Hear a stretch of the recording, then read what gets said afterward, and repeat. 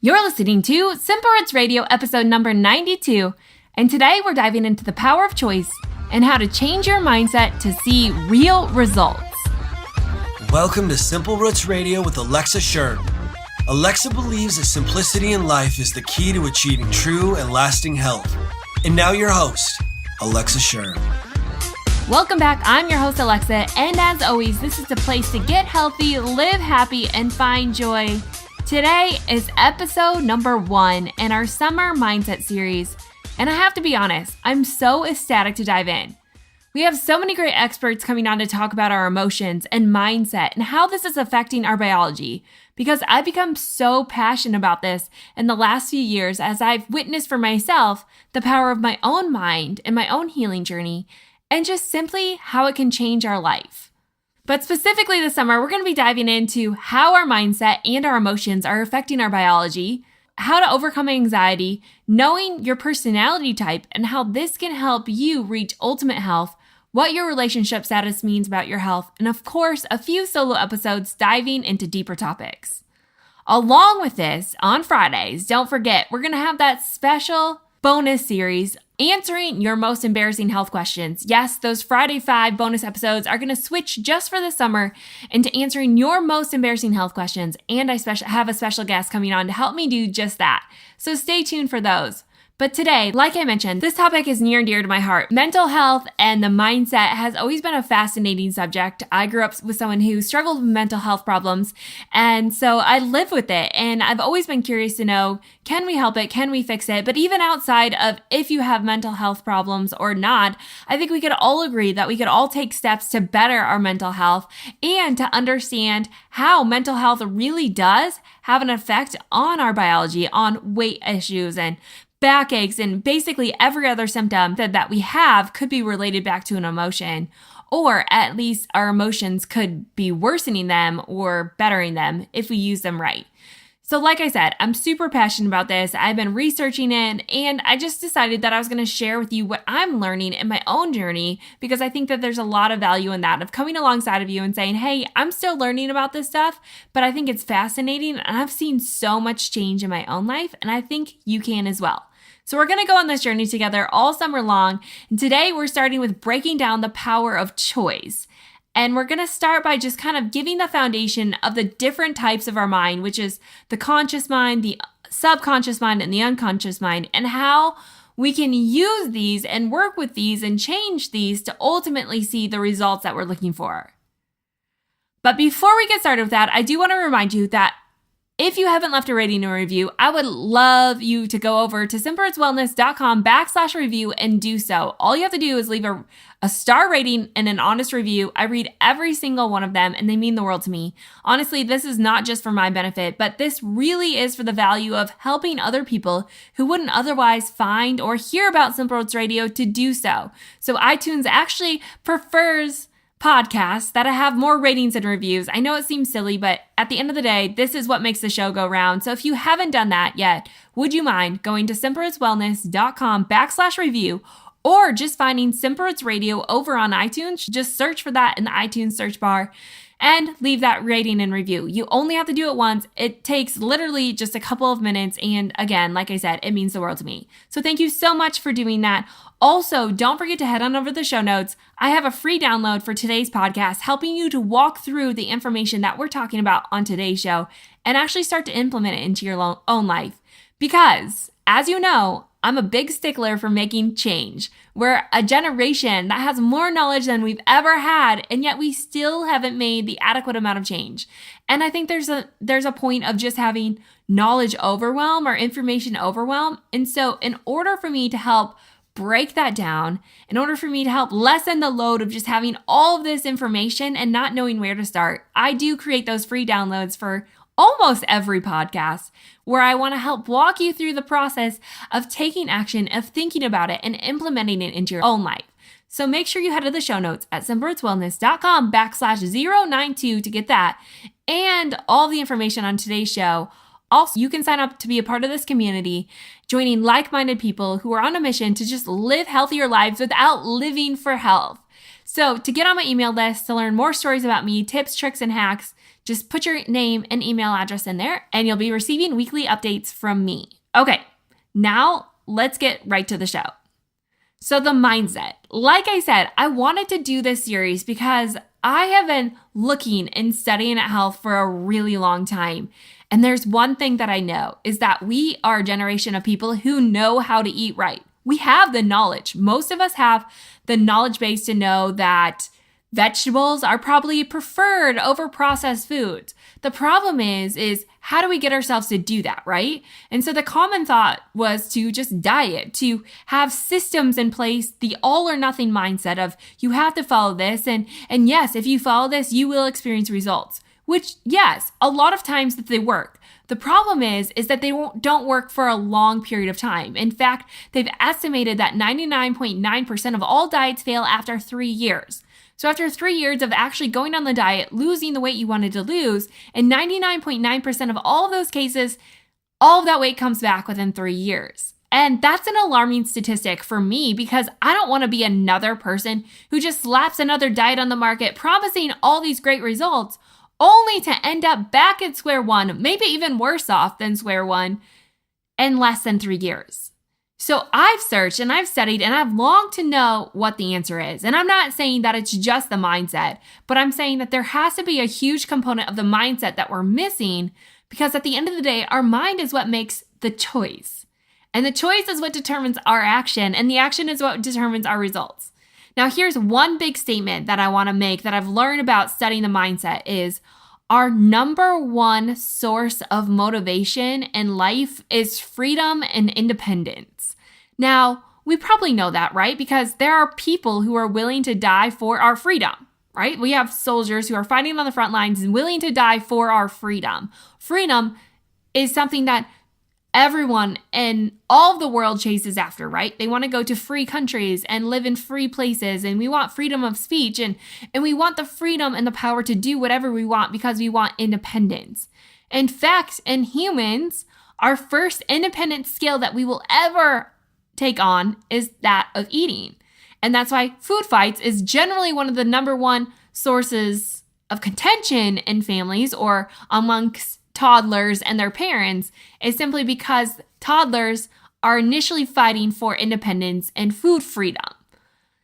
And so if we know that, if we understand that, then we can look at diets and we can maybe start to see and grasp why they don't work. Because there's a sense of trapped of a lack of freedom that you automatically enter in when you step into a diet, when you have to start counting points or macronutrients or starting to be worried about carbohydrates. And I'm not saying we shouldn't be aware of those things, but I'm saying once we step into a diet, we almost become trapped. And whether you believe it or not, your mind and your subconscious and your unconscious are generally believing that. And therefore, you're going to have this fight. You're going to have this fight between your emotions and what you think you should be doing and what your body actually wants to be doing. And you're going to step into deprivation and starvation and restriction. And that's going to end up leading to your body winning, which means ultimately it's going to seek freedom. And that could come out in a binge or gaining all the weight back or just losing motivation to do anything healthy because it has tied with it so many emotions of restriction, of starvation, of a lack of freedom, and therefore you can't handle it. Okay, that was totally me on my soapbox. But long story short is to say, one, our body craves freedom. We are people who desire that. And as long as we put ourselves in a box of some kind of diet or a system that's outside of who we are and the wrong mindset, it will never work long term. And number two, we're humans. We're not driven by results. We're driven by emotion. And in that emotion comes the power of choice. So those are the three things I'm going to break down today. We're not really going to dive much into the freedom aspect much other than to say that freedom does matter. And I think that in an upcoming podcast, when we talk about making choices based on letting go of restriction and starvation and opening up this power to decide that you can eat anything, and then having the power of choice, what we're going to talk about today, to come alongside and say, I know I can eat that piece of cake, but I'm choosing not to because it doesn't make me feel well. It could seem silly and absurd. I totally understand that. But I'm telling you, This has so much to do with our mindset.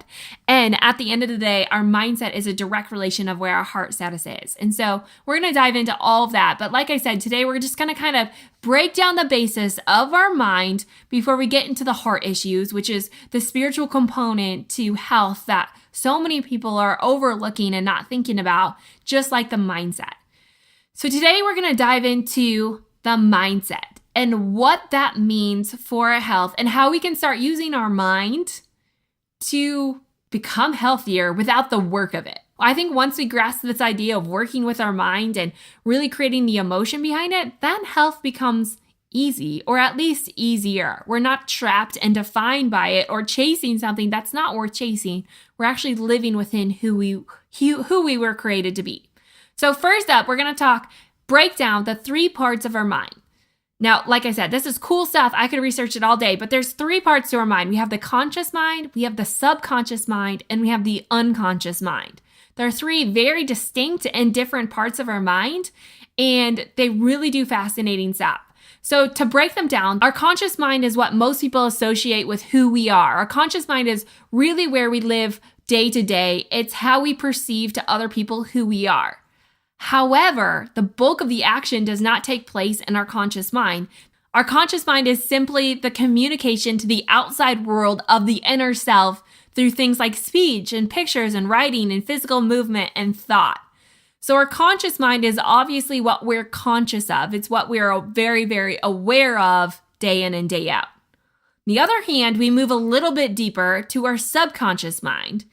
Some say our subconscious mind is a lot like the RAM in your computer, which I didn't really know what this was, so I did a little research to fill you in on this nerdy statistic. And if you know what a RAM is, then you totally get this. But it's basically what's responsible for the short-term memory and the programs that hold the data that you are currently in use so that they can be reached easily. So like the RAM in your computer is what the programs and the data that you use most frequently. So it's kind of like the shorter term memory that it's holding on to you so that you can easily reach from it. Apart from the short term memory, the subconscious mind plays an important role in our day-to-day functioning. It works to ensure that you have everything you need for a quick recall and access to it when you need it. So like when you call the doctor's office and they need to know your kid's birthday, that's not in your conscious mind. You're storing that in your subconscious mind. So you have to pull from your subconscious mind to remember your birth dates or your telephone number, things that you're not consciously aware of all the time or that are easy to access. So again, these can include things like memories, like your phone number, when you drive your car without really having to constantly think about it. So I don't know if you've ever experienced this or if this is just me or if you're just going to become very concerned about my driving ability, but have you ever gotten in your car and not remembered really how you got to your destination at all? Like you were kind of like, wow, like I don't really remember anything about that drive. That was your subconscious taking over because your conscious mind was focused elsewhere, but your subconscious mind was able to follow through with the actions while your conscious mind was distracted. So you can see that there's real value in your subconscious mind. Other things that it can do is it runs your current programs. So your daily behaviors, your habits, it's in charge of your mood. It also is your filter. So it brings into account your beliefs and your values, and it filters life through those things. And lastly, your subconscious is in charge of the sensation. So the 5 senses that we have, your subconscious is in charge of that. So when we start to piece together the conscious mind, then the subconscious mind, I want you to start thinking about this as a triangle. The conscious mind is a very, very small percentage of the mind that you use on a daily basis. In fact, scientists really believe that in your daily life, you're only using about 5% of your total mindset is coming from your conscious mind. That is crazy. Then we move down to your subconscious and unconscious mind, and that takes up about 90 to 95% of your day. So while it doesn't seem like your subconscious mind is really doing anything, in fact, it's doing way more, and it's way more aware of your surroundings than you actually are in your conscious state. So that's kind of a snippet of your subconscious mind. So your conscious mind can tap into your subconscious mind, where your conscious mind has a really hard time tapping into your unconscious mind, which is the lowest tier of that pyramid. It's the deepest level of our mind. And I really think of this as the storage center or the filing cabinet for every single event that's happened into your life. They've been filed into your unconscious mind. So anything that These tend to be events that maybe you've suppressed or things that you can't recall. They're not easily tapped into like those memories in your subconscious mind that you can just kind of tap into whenever you need them and then file them away. No, these are like the deep filing cabinets that you would like take and put in a safe or, you would store outside of easily accessible. But here's the deal. Your unconscious mind is where a lot of your action stems from. So again, your unconscious mind is the storehouse of all memories and past experiences, both those that have been repressed through trauma and those that have simply been consciously forgotten and no longer important to us. Your body hasn't forgotten any of these. And this is where, if you've ever heard of body memory coming from, this is where your body memory is stored. So if you had some kind of trauma to your body hasn't forgotten that. And in some cases, if you have a scent or a sight or like those deja vu experiences, they're bringing back up body memory or event memory or trauma memory to those things simply because they've been filed away. They haven't been deleted. And so your body still has the ability to pull them back up when something triggers them. So again, this is going to be a lot like your subconscious mind, but the real big difference between your subconscious and your unconscious mind is that the unconscious mind is really that deep underground library of all your memories, of all of your habits and all of your behaviors. It's the deep storehouse of all your deep-seated emotions that have been programmed since birth. And here's the deal about your unconscious mind and why we're even talking about it is because if you want significant changes at the core level, like if you want to get to the root cause and you want to change at the root level so that you can do this for life in an easy way, whatever it is that you're seeking, you have to do it from the unconscious level because the unconscious and the subconscious amount to 90 to 95% of your daily mindset, which means your mindset. And if we think about your mindset running your actions, then we know that if we don't change 90 to 95% of our thoughts in any given day, we're really up against something really difficult because our conscious mind can't keep up with life that's happening at the subconscious and unconscious level. I feel like I'm kind of talking myself into circles here, but I hope you're getting this point, is that we have to change from the unconscious and the subconscious level over our conscious mind. And yet today, so far, almost all of health recommendations have come from a conscious state, which yes, you have to be conscious to change, right? It has to come from a conscious mind, but no one's focusing on where 90 to 95% of all of our mindset components are coming from, and that's our unconscious place. And so this summer, we're really going to try to go deep. We're going to try to get to the root and dig up the unconscious mind and really start to deal with that because I believe that if we start to change, I don't just believe, science believes that if we start to change our unconscious mind, we can see behaviors modified for life in the right way.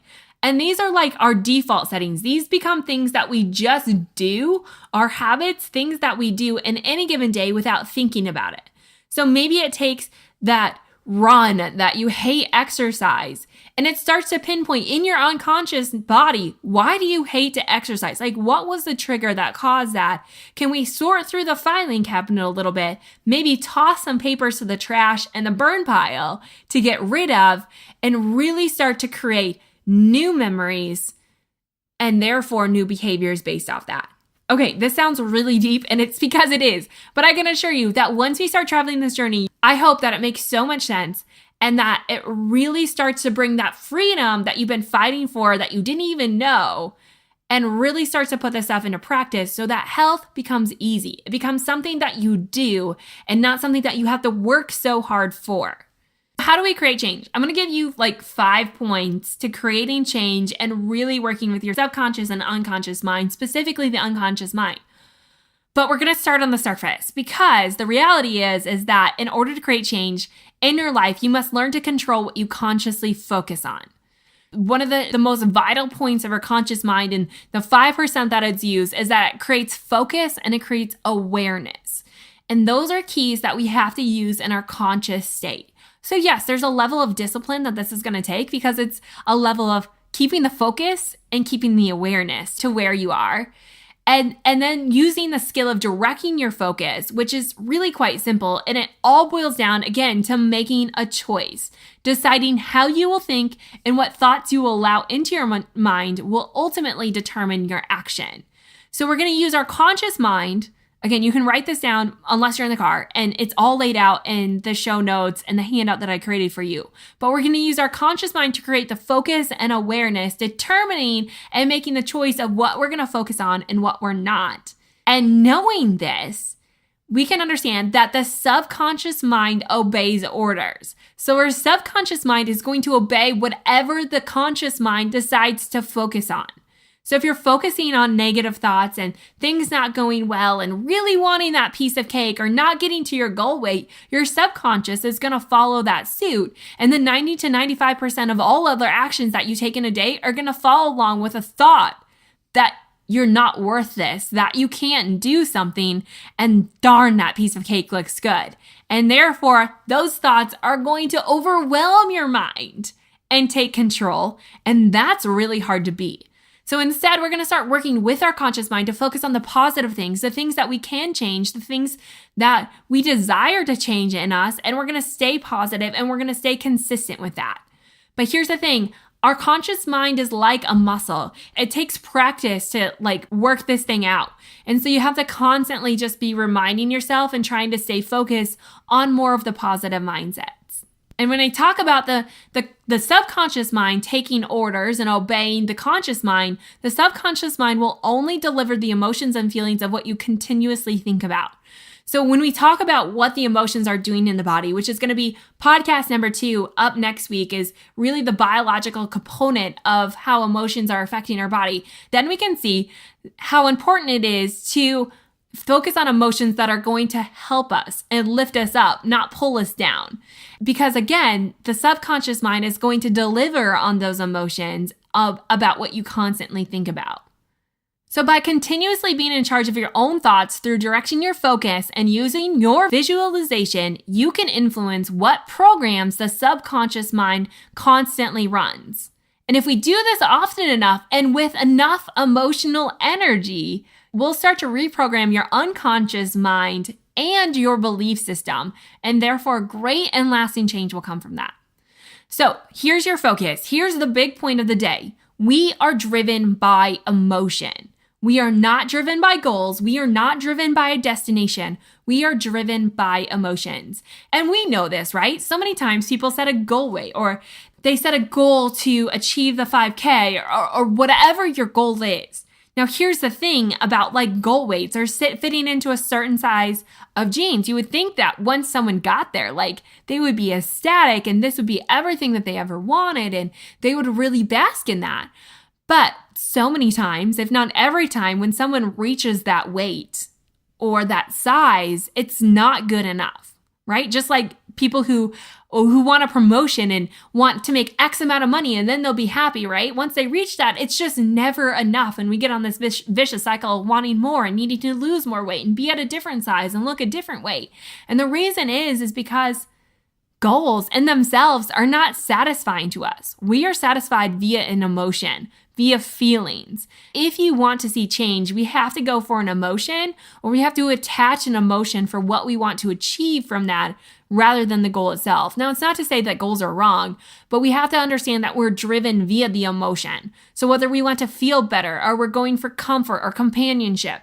So we have to understand what emotions that we're seeking, and then therefore putting more of those emotions into our daily life or focusing more on those emotions, because then we'll live more satisfied versus just chasing and chasing and chasing and never being satisfied. So really, once we set this emotion or we understand this emotion, then we can understand if that emotion is for our self-freedom or if it's for our self-protection. And this is going to change your biology. Again, we're going to dive deeper into this next week, but we have 2 types of emotions. We have those that drive self-freedom, or they're uplifting and they're filling us up and they're helping us take steps in action in the right direction, or they're turned into a self-protection, which often comes from past trauma.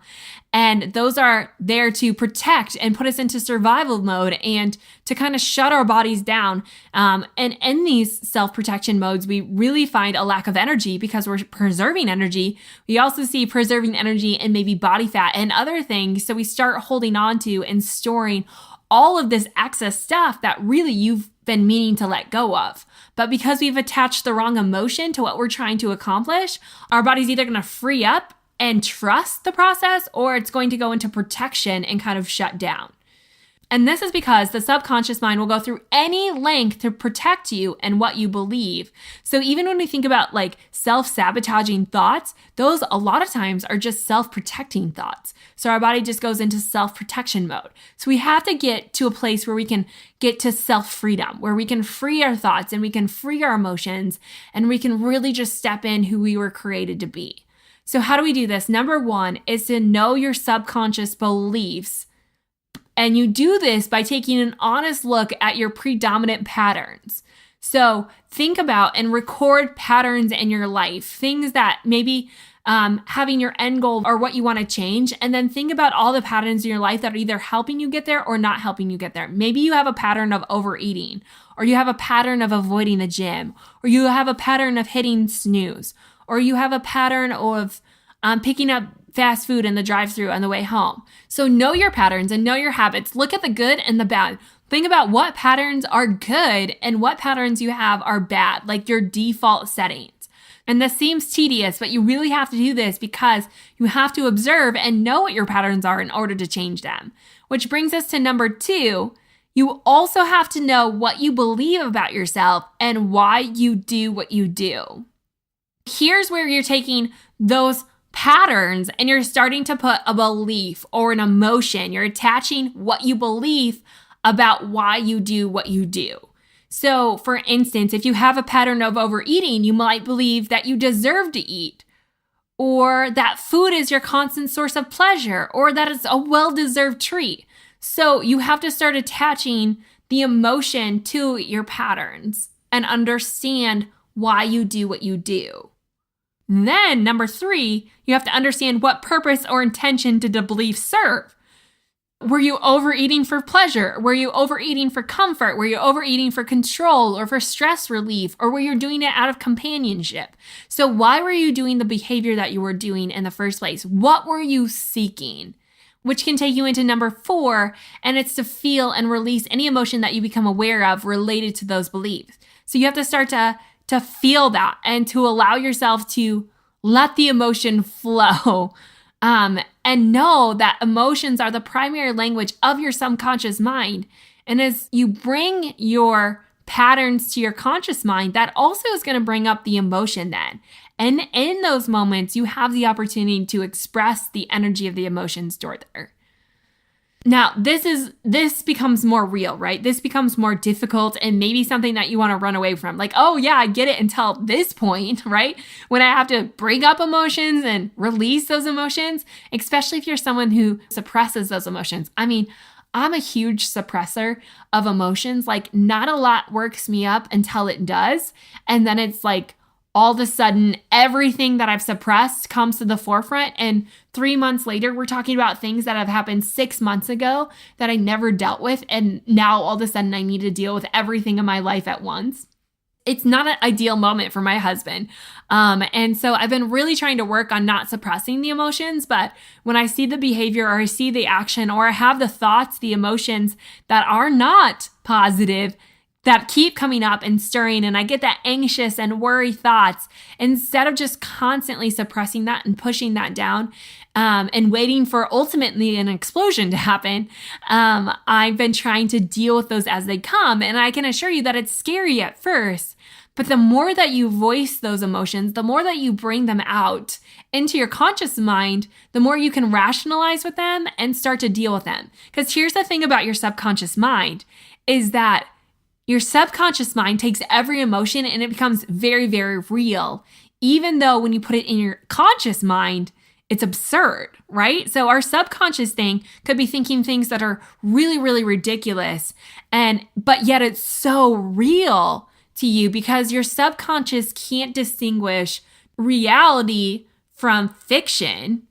It can't distinguish reality from future or reality from fear. And so whatever you're feeling, whatever emotion is happening, your subconscious takes that very, very seriously. So if you're simply watched a scary movie and then when you're laying in bed at night and you're fearful that robbers are going to break into your house and murder your family, I mean, that's gruesome, right? But if you're having those thoughts before bed and you're having trouble falling asleep, it's because the subconscious mind has made that to be very, very real. And it's preparing your body for what you would do to spring into action to take care of the situation. So it's releasing cortisol, it's releasing endorphins, it's doing all this stuff that's going to keep you awake and give you energy and really give you the adrenaline to get away. It's making that experience very, very real, even though it's very, very fake. And so sometimes when we do number 4, feel and release any emotions, what I mean by that is when you bring it to the conscious mind, don't just suppress it again because it gets scary and it gets real. Voice it, let it out, speak it. Tell a friend. This is where community comes into play. And we're having friendships where you can just vent and let things go. I think that's super healthy. Or going to counseling or therapy, places where you're free and places where you can really express who you are and get to know your subconscious and unconscious mind. And let those out. And I think this is really, really, really a critical point to talk about spiritual health as well, because without that, and I know not everyone believes the same thing I believe, but being a Christian, I feel like having the Savior, this is really, really, really important to me in dealing with this phase of being okay to let those emotions out because I have a foundation for which to place them on, to judge how real they are and to let them go. Because I can let them go. And rather than feeling this void of, okay, now I just let everything go and now I have nothing left in my subconscious to fill me up or my unconscious, I can start to let Jesus and his love and his hope and that future to fill me up and give me more light. So I've let go of the negative emotion and I automatically have that positive emotion to fill me back up. So number 4, again, is to feel and release any emotion that you become aware of. It's going to be scary, but just voicing those things can help. And then number 5 is identify alternate ways to meet this positive intention or to fill your mind with the positive thoughts again and when you let that negative subconscious thoughts and emotions go, you automatically fill it with your positive ones. And here's the thing, if you don't do this, your body is automatically going to go back to its old ways. You have to give it something. Otherwise, it's automatically going to default to past programs unless you create the new program to run to. And that's how your body's going to work. That's body memory. And here's what's even more real is that because we have such strong survival mechanisms, which is critical because we want to survive, but our body's always going to perceive things or generally the more natural approach to life is the negative, is the watch out, is the worry, is the anxiety, and the negative emotions of our unconscious and subconscious. Because in our unconscious, we're more likely and apt to remember or to pull out of our filing cabinet the traumatic events rather than the positive ones. And so in our subconscious, in our unconscious, we're more negative by nature. We have to start learning to replace those negative thoughts with positive ones. And this is where being aware in your conscious mind of what you're feeling and having that focus and awareness, which is what your conscious mind brings to the table, using that for your benefit to recreate the programs. Now, this sounds really overwhelming probably at this point, but just some quick tips that you can get started because I have a handout that's going to help you walk through some of these things to know your patterns, to know your behaviors, what emotions you're seeking, and how you can create positivity. But in order to do this well, just some simple things that you can do to get started. Like I said, we're going to break this all down because it's super fascinating and could change everything. But here's one. You have to repeat healthy, positive thoughts consistently. So your conscious mind, we need to focus and be aware of the positivity that we can bring back into our life. And I think this is the power of gratitude. And so much research has been done on gratitude and happiness. And I think the thing about gratitude is that it taps into our subconscious and unconscious mind. It allows us to be more aware of the positive things in our life. Therefore, our subconscious starts acting on the positive in our life rather than the negative. And it's just a constant reminder of how blessed we are and how many positive things we have in our life. Even if we're not where we think we should be or where we want to be, we still all have something to be grateful for. So one is just repetition, filling your mind with positive things and putting an emotion on that. So it's not enough to just write things on a sticky note. Like sticky notes, yeah, it's a reminder, but it doesn't come with the emotion. So you have to repeat those things on the sticky note with the emotion. And I think where gratitude comes in is that you're grateful because you felt, right? You're grateful because you've experienced. You're grateful because you've lived or you communicated or you've loved. So there's always, when we write things out in our gratitude journal, I think it becomes easier to attach an emotion to that because those are things that you've lived and you've felt and you've experienced, rather than just writing out desires that you want to seek, because a lot of times there's no emotion, there's no memory of those emotions that you can attach to it. So I'm not saying that you can't do that. You can't say you want to get to X, Y, and Z because you want to feel good or because you want that companionship, but you have to attach what positive things are happening right now that you've actually experienced because there's a real emotion attached to it. So repetition, gratitude goes along with that. The second thing is that's really a practical thing that you can do is just to live present. Here's the thing about our conscious mind. It's easy to get distracted in the future. This is my biggest thing. I literally have a shirt on that says Dreamer while I'm sitting here. I didn't even realize that while I was doing this podcast. But if I could live in La La Land and Dreamville for the rest of my life, I would love it. Although there's a whole set of anxiety that produces when you come back to the present life. But some people have a harder time living present than others, myself included. But here's the thing about being present. This is what we need our conscious mind to do, is to be aware and to be present. And the thing about this, we are creating life here. And remember, whenever our conscious mind gets distracted by the future or the past, our subconscious mind has to pick up the pieces and live in the moment. Like when I'm saying, like when you drive that car and you can't remember how you got there, well, your subconscious mind took over because you're distracted. And your subconscious mind automatically defaults to the programs to do the necessary jobs that it has to do. But if we're trying to change those default patterns, I'm not saying driving a car, because if you're an adult, you probably have those subconscious default patterns to driving. But if you're trying to change your diet, or you're trying to change your health, or you're trying to change your relationships, you have to be present in order to do that, because otherwise your subconscious will default to old programs that haven't worked. And we know the definition of insanity is doing the same thing over and over and over without seeing results, right? And so we can't believe that doing the same thing is going to equate to results. We have to do something new. And maybe that means being present in whatever it is you want to change. Here's the take-home message, and I love this quote from Bruce Lipton. He says, "We are not victims of anything other than the programs we are operating from.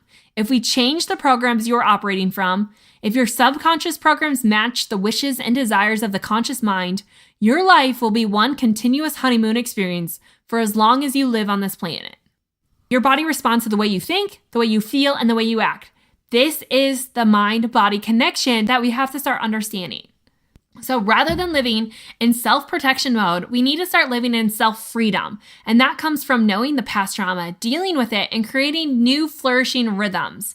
And that comes with attaching emotions to your goals rather than just living for the goals in themselves. So I want you to take some time.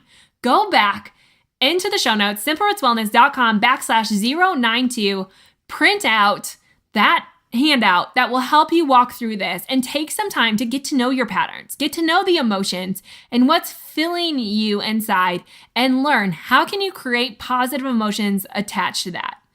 Remember, we're going to take this into a deeper dive in the coming weeks. This is just the intro.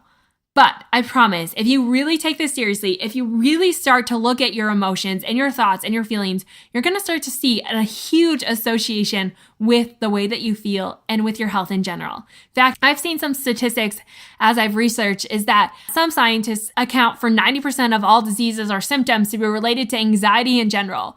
This is not something to take lightly. There's an enormous amount of symptoms that come from negative emotions, which is what we're going to dive into next week, followed by an expert who's going to talk more about that. Before we get into really how do we change our subconscious and unconscious mind and live with mental health and spiritual health that can change our outcome forever. Really to live with less anxiety, less worry, and more joy and happiness. That is what we're after. And it starts by knowing your emotions, knowing your routines, and the things that we talked about here, and starting to attach the positive emotion to the things that you want to change. But before I go, I do want to take a moment to say that I know mental health is a huge, huge subject, and there are more suicides than there ever has been before. And if nothing else that I tell you today, I want you to know that your life is worth living. Even in the darkest moments, your life is worth living, and you have great purpose here. So if you're really struggling, if you don't know where to go, or if you don't have hope, I really encourage you to reach out, to find help, to go to a counselor or sign up for therapy. There is no shame in that. In fact, I believe that every single human here could benefit from counseling and therapy. I've done it myself, and I know lots of people who have found great value in that. And I know that mental health has been a really shameful thing in the past. And I want to put that to end and to help us all to recognize that we all have something that we could be working on, and that there is great purpose and there is great hope here in this world. And if you are struggling with that, please reach out and get help. If you need help finding a counselor or therapy, you are more than welcome to email me at any time and let me know, and I can help you get the help that you need. But again, make sure that if you're struggling, that you don't let this go too long, that you reach out, you find a friend, you find a counselor, and get therapy. And we start talking more about mental health. We start talking more about how we can live as more positive people with more purpose and more passion than ever before. So I hope you'll stick around. Head on over to the show notes to learn more information about today's show, get that free download, and sign up for my email. That's again, simplerootswellness.com/092. Let's take a deep breath, right? That was a show. That was a deep dive into our mindset, a little deeper than I thought, but I hope at the end of the day that you start taking these first steps into understanding who you are, what your mindset is, and the power that it holds. So thank you so much for listening to the show. Don't forget to head on over to simplerootswellness.com/092 to get all the information from the show. And make sure you head on over to iTunes or simplerootswellness.com/review to leave a rating and review to help the show continue and to bring what you want to see.